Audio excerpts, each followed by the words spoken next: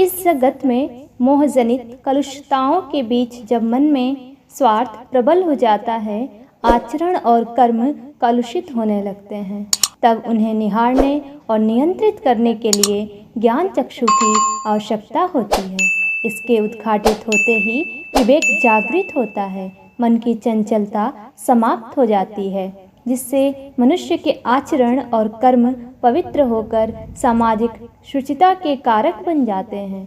शास्त्रों ने ज्ञान को तृतीय नेत्र कहा है, जिसके अभाव में मनुष्य नेत्र होते हुए भी नेत्र विहीन होता है। भगवान शिव ने तृतीय नेत्र से ही काम को भस्म किया था।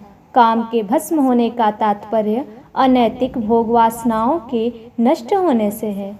गीता में कहा गया है, मनुष्य के अज्ञानजन्य सभी कर्म ज्ञानाग्नि में दग्ध हो जाते हैं।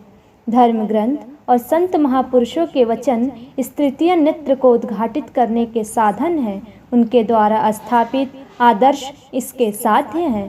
दुनिया में सद्गुणों और सद्विचारों का विस्तार इतना व्यापक है कि हर व्यक्ति जानता है क्या सही है और क्या गलत, फिर भी विपरीत आचरण देखने को मिलता है। वास्तव में यह अज्ञानवश नहीं, जानबूझकर होता है, किंतु जानबूझकर की गई गलतियां का निदान संभव नहीं। इस संदर्भ में भगवान बुद्ध का एक प्रसंग उल्लेखनीय है।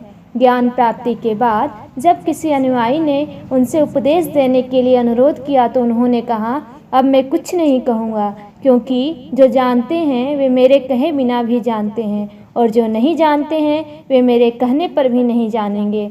ऐसे में मेरे कहने का कोई प्रयोजन नहीं। ऐसा कहकर वह शांत हो गए। वास्तव में जिनके पास स्वयं की प्रज्ञा नहीं होती, धर्म ग्रंथ और उपदेश भी उनका कुछ नहीं कर सकते।